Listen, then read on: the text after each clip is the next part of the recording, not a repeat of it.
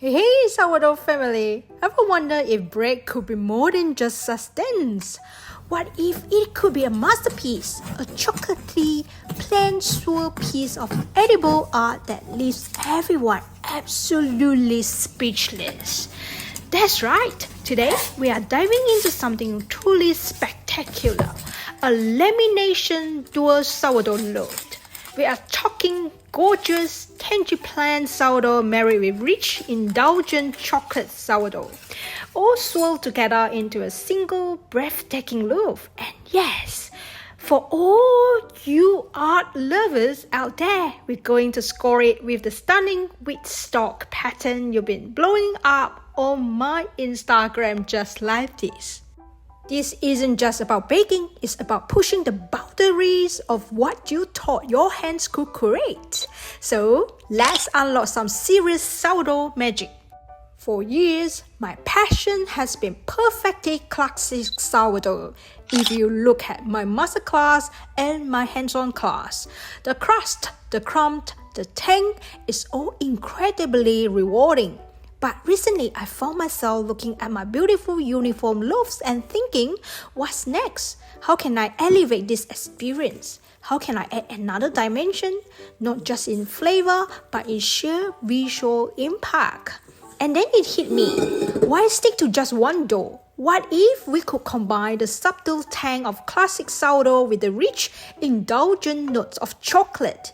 Not just a chocolate loaf, but both. Interwoven, it feels audacious, a bit experimental, but that's where the best breakthroughs happen, right? For this stunning effect, you will need 2 separate batches of sourdough dough. Alright, already through their bulk fermentation and ready for shaping. 1 plant, 1 chocolate.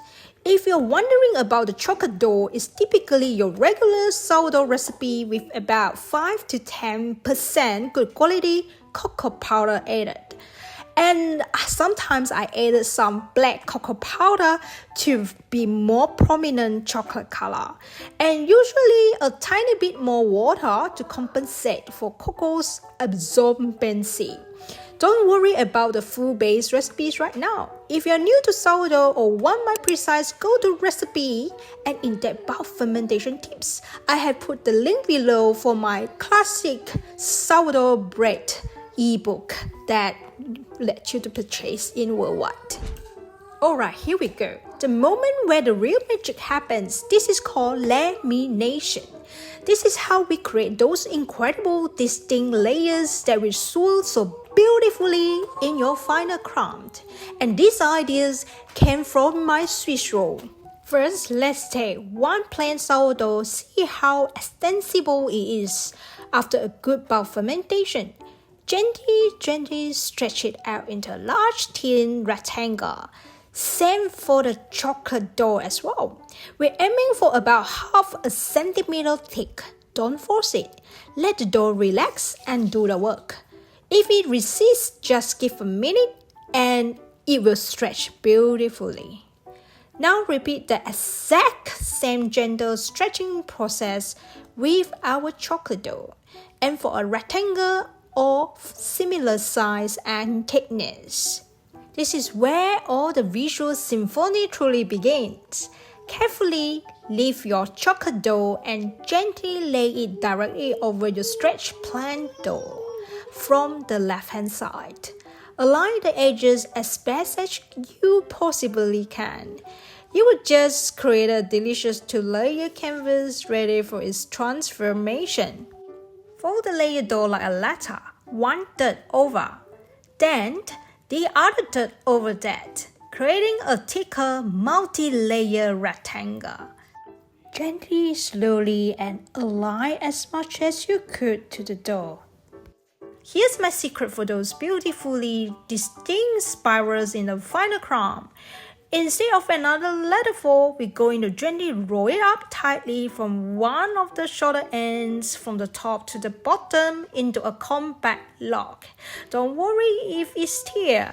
We just need to patch it a little bit more so that to cover the hole. The secret of the roll it up tightly creates more defined spirals and a more dramatic swirl effect later on. A secret tip: remember, throughout this entire lamination process we're being super gentle. We want to preserve those precious gas bubbles inside. Our goal is to create layers, not to degas the dough. But obviously, if you don't want a big bubble, you can degas the dough while it's folding. Alright, put the dough back into the bowl and let it do the final bulk fermentation around 1 to 2 hours. Next up, pre-shaping. We're going to gently gather our laminated dough into loose, oval, or round. Just gently take it out and dust it with some rice flour to prevent sticking. And we are not aiming for super tight shape yet, so just building a nice, somewhat round shape and let the dough relax on the clean surface. Again, as my previous sourdough bread video, I always do the tangy motion during this pre-shape method, using a lightly flour bench scraper that you can also purchase from my hankery.com/shop as well. Use a bench scraper to guide you through the dough. Softly nudge the dough inward in circular motion, just like tangy. You are not gripping or pulling, just guiding and shaping the dough with minimal contact. And the side of the dough will use the tension of the work surface to be round the shape. Once a round is formed, let it rest 20 to 30 minutes bench rest before final shaping. It allows the gluten to relax after all the stretching and folding. Alright, rested and ready. Now for the final shape. We'll give our beautifully loaf its ultimate structure and help it hold the stunning pattern. Use any folding or shaping technique as long as the dough is wrapped nicely on the oval benedict. After that, use your finger to do the stitching of the dough to create more tension on top of the benedict basket. If you have any trouble to get any benedict or oval shaped or round shaped benedict, you can get from my hankery.com/shop. I also leave the shop description link in the show note below. Once done, send the dough into cold retard. It's where all the deep magic truly happens. Loosely cover your benedict and dust with some rice flour and pop them into refrigerator for anywhere 8 to 16 hours or overnight. Alright, the next stage, the moment we've been waiting for, the stunning wick stalk pattern. Gently invert our cold dough. Now for the artistic touch. A light even dusting of our rice flour all over the surface. This really makes your score lines pop and creates that beautiful contrast. Use a thread to draw on your bread canvas. And today I'm going to use some straight line to guide me through where my wick stalk that I need to score. Start with one side of the bread so that it can be like a sun ray. For a clean, precise score like this, a sharp UFO lamp is absolutely non-negotiable. It's the difference between a rat tail and a beautiful intentional cut. My go-to is this professional grade lamp from my Hankery shop.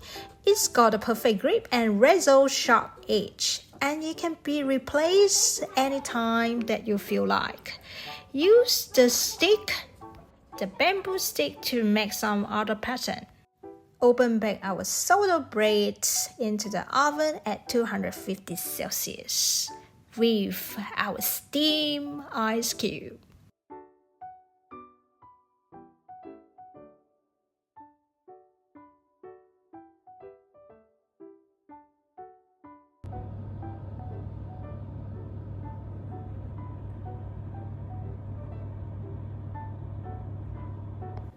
After 35 to 40 minutes, now our bread is fully baked. Crust is a deep, gorgeous golden brown. You'll notice the chocolate sections creating a stunning dark contrast against a lighter brown, even on the crust. Look at that crust, oh wow. And also the blister, and yeah. How beautiful are they of our beautiful scores. The hardest part of all is we must let it cool completely before cut it. Okay, the wait is officially over. The anticipation has been real. Grab your sharpest bread knife. This is the moment of truth. Here it is, of the crust.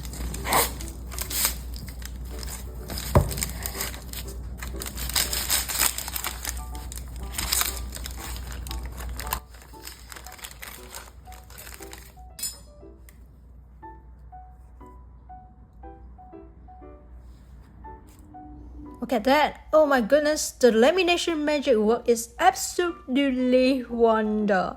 Those incredible distinct swirls of plant and chocolate dough, the perfect open crumb, and the beautiful divine score crust. This isn't just bread, it's a piece of edible art you make with your own hands, and it tastes even better than it looks. There you have it. I hope that you learn the lamination technique and you can always experience with other different dough. Here's recap my sourdough bread lamination step by step, or you can go to hankery.com for print out step recipes. If you love this video and are feeling inspired to try this masterpiece in your own kitchen, please hit the like button. It truly helps the channel grow and reach more amazing bakers like you. Don't forget to check out my sourdough discards playlist in the show note below. If you want more sourdough adventures, tips, and next level baking secrets, make sure you subscribe and ring that notification bell so you don't miss out a single delicious upload.